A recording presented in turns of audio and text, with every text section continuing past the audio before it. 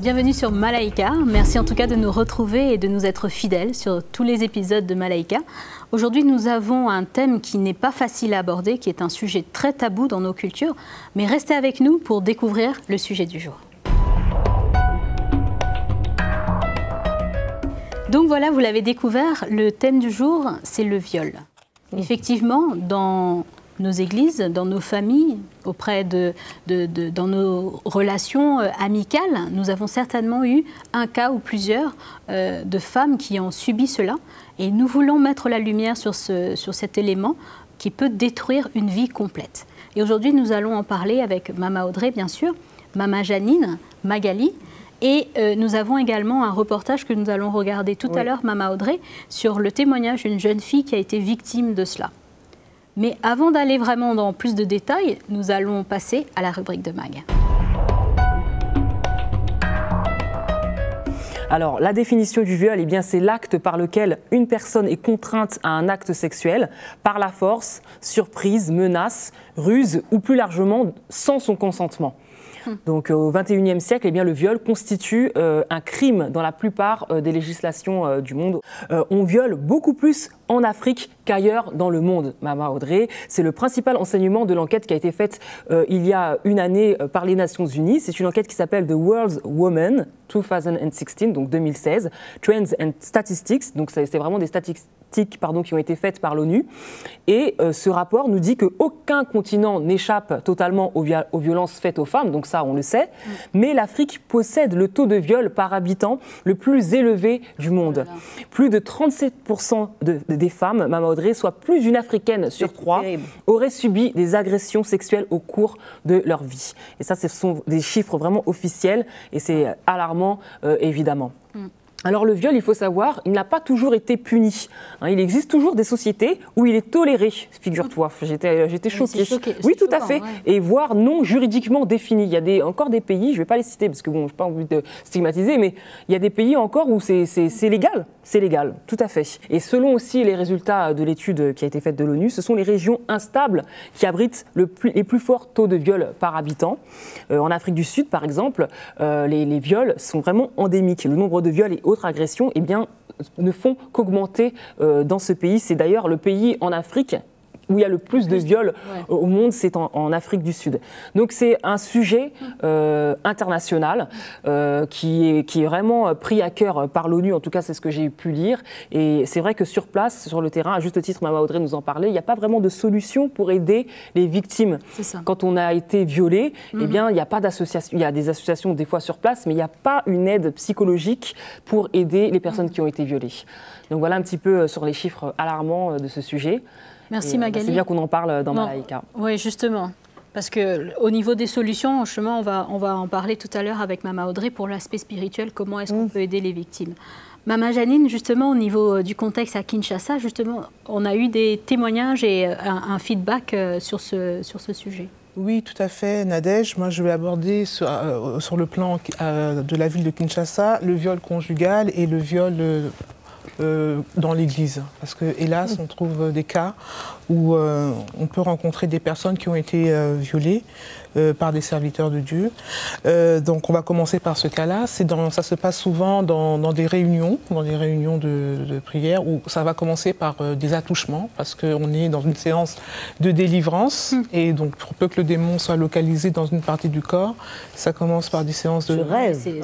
Ah oui, non, mais vraiment. J'hallucine. D'attouchements, en fait, qui sont d'autres que des attouchements sexuels. Et ensuite, quand le pasteur veut faire aller plus loin, il va carrément demander à la personne une séance spéciale. Et il y a beaucoup de personnes qui ont été un peu abusées de cette façon-là, qui partaient avec vraiment une demande de délivrance, parce qu'il y a beaucoup d'églises ont recours malheureusement à cette pratique. Et parfois, il y a des hommes de Dieu qui sont pervers, il faut le dire, et qui vont abuser sexuellement des victimes, des fidèles de l'Église. L'autre aspect, c'est le viol conjugal. Tout à fait. Et là, c'est comme tu disais un peu tout à l'heure, c'est très difficile à recenser, à qualifier, parce que les femmes ne portent pas plainte, on ne porte pas plainte contre son mari. Ouais. Et j'ai rencontré donc une sœur qui me disait qu'elle était... le problème, c'est que son mari avait tous les jours besoin d'assouvir sexuellement ses désirs, et même lorsqu'elle n'était pas consentante. Et parfois, il pouvait faire usage de violence envers elle pour arriver à ses fins. Et donc, elle a souffert de ça pendant des années, tous les jours. Et elle souffre toujours, probablement. Et un jour, elle a dit trop, c'est trop. Elle est partie voir sa belle famille. Elle en a parlé donc à sa belle famille. Ils ont été choqués. Mais pour autant, ils n'ont rien fait. Donc, elle en a parlé après à sa famille. Elle a préféré commencer la démarche auprès de sa belle famille. Et sa famille, en fait, a été voir la famille du mari pour dire que ça ne pouvait pas continuer comme ça. Il faut vraiment que le conjoint arrête ses pratiques. Et c'est grâce à cette intervention, cette médiation familiale qu'elle a pu s'en sortir. Mais tant que c'était tu, il continuait à l'agresser. Maman Audrey, moi j'aimerais rebondir sur ce qu'on a entendu. Déjà, c'est choquant, que ce soit au niveau des chiffres comme au niveau des constats locaux à Kinshasa. Moi j'aimerais aussi rebondir sur l'aspect de on va dire la femme africaine, ou en tout cas la femme qui a été victime de viol. Souvent, ce qui ressort, c'est qu'elle a forcément cherché. Ah bah non, pas du tout. Elle a forcément fait quelque chose, ou alors elle s'est habillée d'une certaine manière qui justifierait l'acte qu'elle subit. Est-ce que quelque part on peut penser comme ça? Je connais déjà plusieurs cas personnellement. Je connais le cas par exemple d'une jeune fille qui montait à cheval dans un club d'équitation et a été très régulière, du reste très engagée dedans. Et pendant quelques années, elle se coupait. Elle était devenue elle se mutilait. Elle se coupait. S'automutilait. Elle s'automutilait. Elle était arrivée à être boulimique. Elle était en dépression. Et sa famille, ils ne comprenaient rien puisqu'ils aiment leur enfant. Et c'était des bons parents qui prenaient soin d'elle. Ils n'arrivaient pas à comprendre. Ils l'ont emmenée chez les psychologues. Il n'y avait rien à faire. En fait, elle était rentrée dans le déni. C'était enfoui au fond d'elle. Elle avait même fait abstraction de cela psychologiquement. Elle ne pouvait même plus faire face à cette situation. Ce n'est qu'à l'âge de 20 ans, des années après, elle a même tenté de se suicider. C'était dramatique et qu'elle est allée dans une retraite religieuse. Et c'est là que, subitement, ces scènes sont revenues devant elle. À sa mémoire. Qu'est-ce qu'une fille de 11 ans peut chercher? Vraiment, voilà. C'est ça. Elle va là pour monter son cheval, elle aime son cheval, elle caresse son cheval, elle ne cherche rien. Bien sûr. Mais c'était un homme vicieux qui était là, qui a profité de son innocence, probablement d'une familiarité qui a existé entre eux. Et ce n'est que des années après qu'elle a réalisé ce qui se passait et qu'elle a été suivie par un psychologue. Et bon, la grande question, c'était est-ce que je le dénonce publiquement ou pas à cause des répercussions. Pas le fait qu'elle aurait peur de dénoncer, mais les répercussions sur sa famille, sur ses parents, sur elle-même. Mais on ne peut pas venir dire cela, puisque, quand même, Maman Janine disait, comment est-ce qu'un mari peut aller jusqu'au point d'abuser et d'être violent vers sa femme pour assouvir ses... Non mais c'est un malade. Et ça ne peut pas être un chrétien. Maintenant, quant au pasteur, moi je suis catégorique. Ce ne sont pas des chrétiens. Ce sont des mercenaires, des loups dans des peaux de brebis. Et je suis désolée, qui connaissent pas Dieu, qui n'ont rien du Seigneur. Exactement. Et malheureusement, ces filles-là peuvent faire quoi? Elles vont aller s'adresser à qui? Voilà, parce que moi, ma question, c'est, si on reprend le cas de ce que Maman Janine nous a rapporté pour le viol conjugal, qui existe et qui est malheureusement un fléau sourd. Répandu. Enfin, c'est presque les gens sont sourds aux cris de ces femmes. Comment est-ce qu'elles peuvent faire concrètement, si elles sont chrétiennes, leur mari est chrétien, pour se défendre? Je ne sais pas si on peut dire ça comme ça. Ben, écoute, malheureusement, encore une fois, on va se heurter à la culture. Au phénomène de la culture, comme dans le cas de Maman Janine, que cette femme a eu à aller voir sa belle famille Et après combien d'années? C'est ça. Probablement qu'elle avait, si elle avait une liberté d'en parler, elle n'aurait pas attendu toutes ces années. Ça a dû arriver à un point où c'était plus possible à toucher le fond et pour rencontrer de l'opposition et de la résistance. Donc, il n'y a pas possibilité. J'étais un jour en Tanzanie, dans un fin fond, dans un petit village de Tanzanie, et je me disais, j'étais près d'un marché, et je voyais toutes ces femmes et ces hommes, et je me disais, mais vous autres, une de ces femmes, si elle est battue, si elle est violée, elle fait quoi? À quel poste de police elle s'adresse? Qui va l'écouter? Quel policier qui aura le temps d'aller faire une investigation sur ce cas? Donc moi, à part du Seigneur, franchement, je ne vois pas trop quelle autre solution, puisque dans le naturel, à moins de faire, s'il y avait des représentants de l'ONU, s'il y avait des représentants des organisations internationales, s'il y a des ONG... Tout à fait. Il y en a sur place. Il faudrait absolument pouvoir aller en parler. Les cas sont tellement nombreux. Mais le fait d'en parler... C'est ça. Peut-être que ces ONG ont des psychologues qui vont pouvoir, comme dans le cas de cette femme, finalement, savait parler plus tôt à sa famille au moins. Mais c'est pas toujours évident pour la, on va dire, la victime. Mais c'est pas évident non plus de continuer à subir ça. C'est sûr, mais c'est pas évident pour la victime dans un cadre culturel qui n'est pas évident parce que la sexualité est un sujet tabou dans nos cultures africaines. Déjà de faire le pas pour aller en parler. Est-ce que... Mais il faut savoir que parfois même, sans vouloir t'interrompre Nadège, ces femmes-là ne se considèrent même pas comme violées. Dans le cheminement psychologique, c'est ça. Le mari est juste un peu brutal. Là où il a payé sa dot, il a le droit. Mais elles ne sont même pas encore dans cette démarche que c'est mal ce qui a été dans un viol. Donc, et quand on voit même toutes les ONG sur place qui vont intervenir par rapport à de l'accompagnement psychologique dans ce domaine, juste pour réussir à faire qualifier un acte de viol, ça prend beaucoup de temps. C'est un parcours très, très, très difficile. Mais pour autant, je pense qu'il faut en parler. Il faut libérer la parole. Moi, je pense aussi qu'il est temps que la femme africaine se démarque de la culture africaine, qu'elle réalise qu'elle est avant tout une chrétienne. C'est ça. Qu'elle est avant tout une enfant de Dieu. Amen. Et qu'elle n'est plus aujourd'hui tributaire de la culture, elle n'est plus aujourd'hui une victime de la culture, et qu'elle doit faire tout ce qu'elle peut, et tout ce qui est à sa portée, et qu'il n'y a pas de honte, puisqu'on est une victime. Il n'y a pas de honte dans le fait qu'on est une victime et qu'elle puisse en parler, que ce soit une amie, que ce soit un médecin, que ce soit une femme policière, surtout pas un policier peut-être, une femme policière, que ce soit une ONG, qu'elle écrive au président de la République, je ne sais pas moi, mais qu'elle fasse qu'elle écrive à l'ONU, mais qu'elle fasse quelque chose, qu'elle arrive à comprendre au moins que c'est pas normal. Voilà, qu'elle arrête de subir. Déjà, c'est la base, que c'est pas normal et que le Seigneur ne l'appelle pas à accepter cela. Amen. Elle n'est pas un objet sexuel. Tout à fait. Elle est une enfant de Dieu, elle a un statut, elle a été rachetée par le sang de Jésus, elle a une grande valeur devant le Seigneur et elle n'est pas du tout obligée et appelée, ni de la part du Seigneur, ni de quiconque, à avoir à subir ces choses. Et moi, j'aimerais juste rebondir sur la définition que Magali a... Je m'excuse, mais ça m'énerve. Non, mais c'est tout à fait justifié. Ça me met très en colère et... C'est tout à fait justifié, Mama Audrey. Et ça me rend folle, quoi. J'aimerais juste répéter la définition de Magali pour que ça soit bien clair pour nos sœurs. C'est que tout acte sexuel non consenti est un viol. Quel que soit le cadre du lieu ou du contexte, quel que soit le cadre. Du moment que c'est non consenti, ça veut dire que quelque part, la femme, elle a un droit de dire non. N'est-ce pas, Mama Audrey? Bien sûr qu'elle a le droit de dire non. Le droit de dire non, bien sûr, mais malheureusement, c'est que cette femme dit non. Mais lui n'accepte pas son non.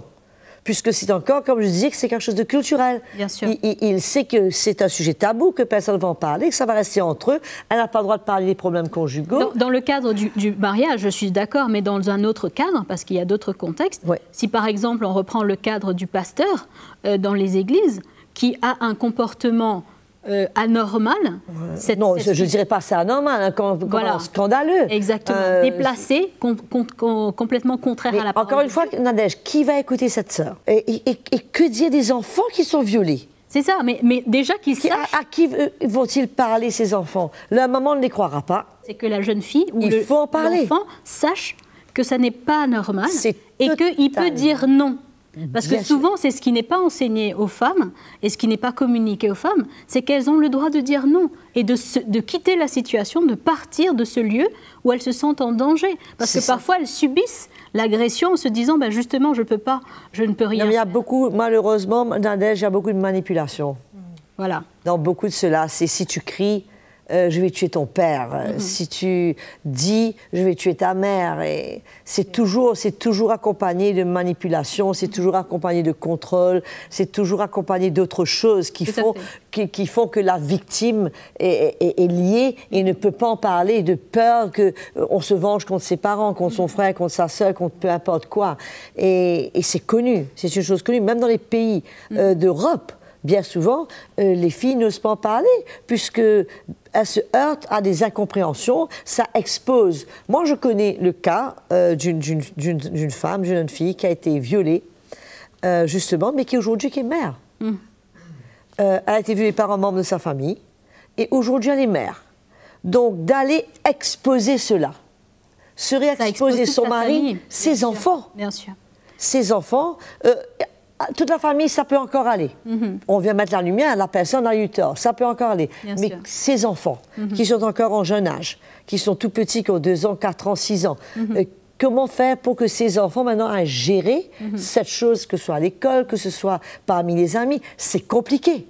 Moi, j'aimerais remettre la lumière sur la victime avec le témoignage qu'on a eu, Mama Audrey, d'une jeune qui s'appelle Sarah. Juste pour remettre un petit peu dans le contexte pour nos téléspectateurs, Sarah, elle était en fait une petite enfant à partir de 5 ans en fait que les viols ont commencé.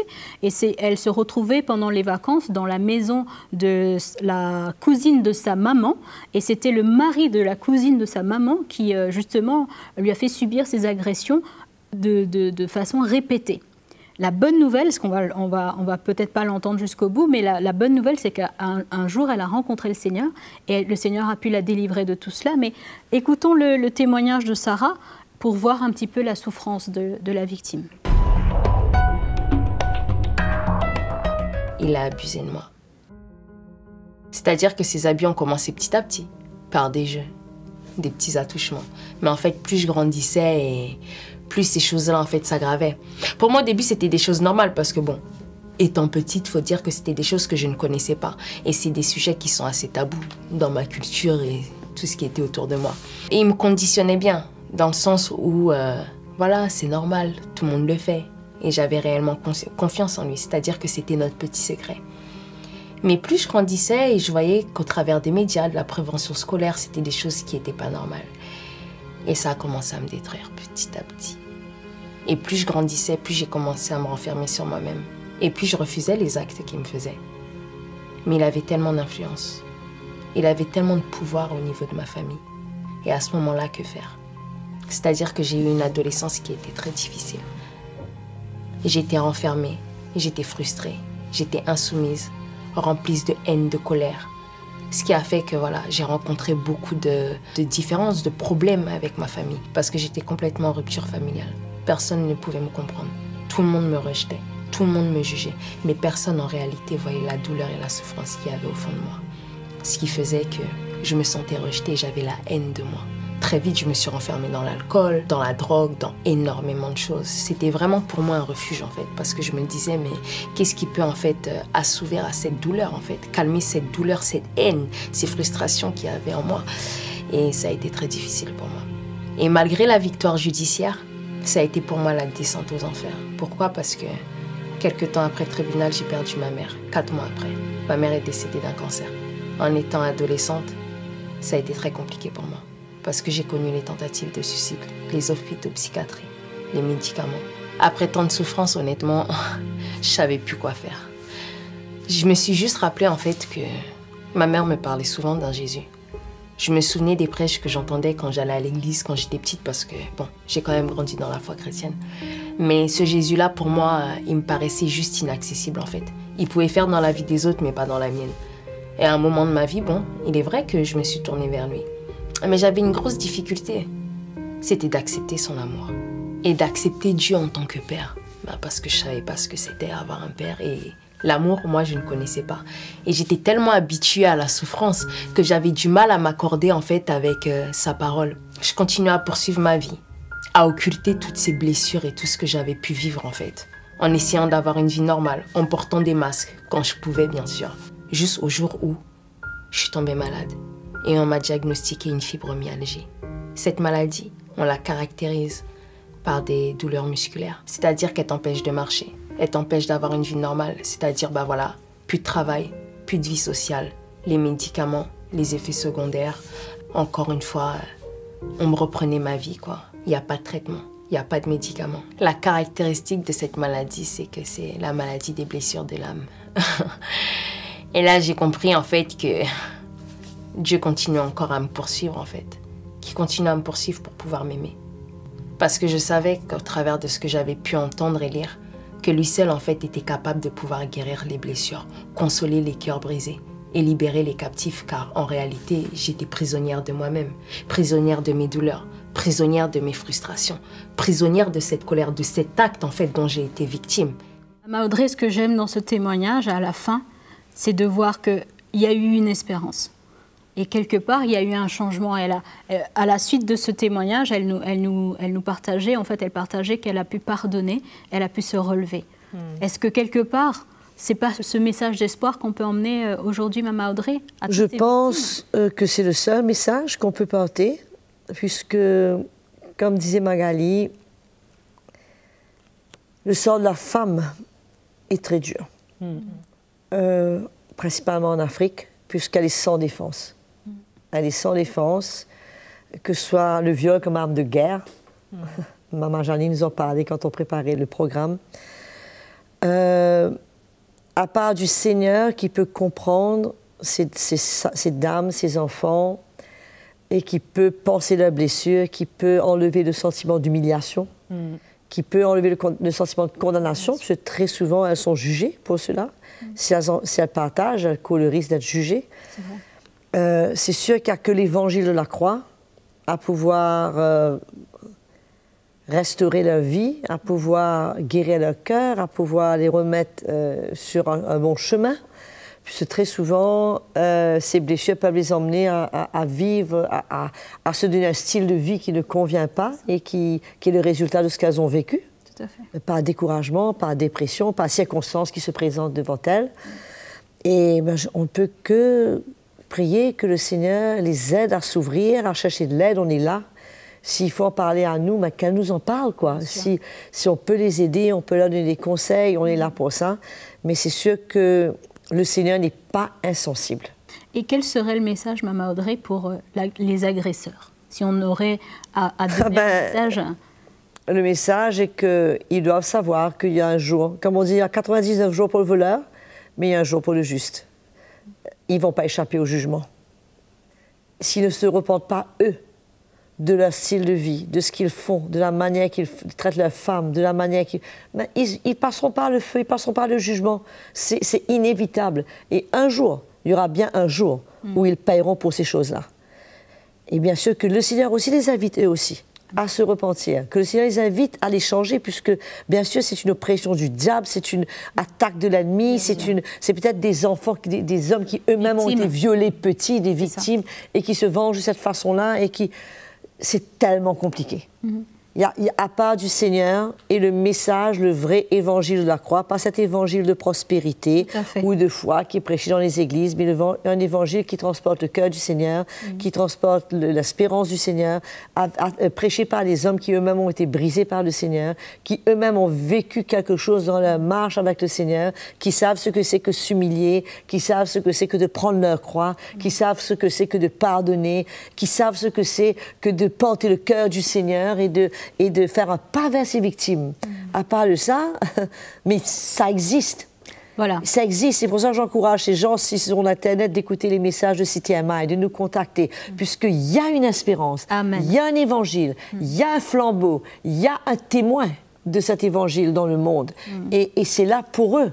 Et nous sommes là. Du reste, pourquoi on fait ce programme Malaika, Nadège? C'est pas des sujets. C'est une main tendue. C'est pas des sujets qu'on aime aborder par plaisir, Maman Janine. C'est des sujets qui sont durs à vivre, durs à comprendre, durs à accepter, puisque au fond de nous, il y a quelque chose qui crie vengeance. C'est ça. Il y a quelque chose qui demande une justice. Il se révolte contre tout ça. Il se demande une justice. Et en même temps, il y a ce sentiment d'incapacité et de savoir qu'on ne peut rien faire. Ça peut être l'ONU, ça peut être l'OMS, ils peuvent arriver avec le chiffre, et comme Magali disait, 37%. Ça, c'est ce qu'ils ont découvert. Ça, mais la réalité, c'est quoi? C'est probablement 2 fois plus. Donc, puisque beaucoup n'ont même pas dû parler, n'ont même pas dû accepter. Exactement. Mais l'évangile est là. C'est la seule espérance. C'est la seule espérance. C'est le cœur de Jésus, c'est le message de l'évangile. La famille du Seigneur, c'est des frères, des sœurs qui peuvent comprendre. Il faut pouvoir, bon, je crois, faire ces choses, venir à la lumière. Amen. Il faut payer le prix pour sa liberté. Je dis toujours, il y a un prix à payer pour sa liberté. On ne peut pas continuer à être victime. Du reste, c'est dans mon programme. J'espère que l'année prochaine, on pourra organiser une conférence pour les sœurs, le droit de dire non. Non. Amen. Amen. Maman Audrey, ce que j'aime beaucoup dans tout ce qui est partagé, c'est vraiment qu'il y a une espérance pour ces femmes. Malheureusement, nous n'avons plus beaucoup de temps pour pouvoir développer le sujet et on va devoir passer au mot de la fin.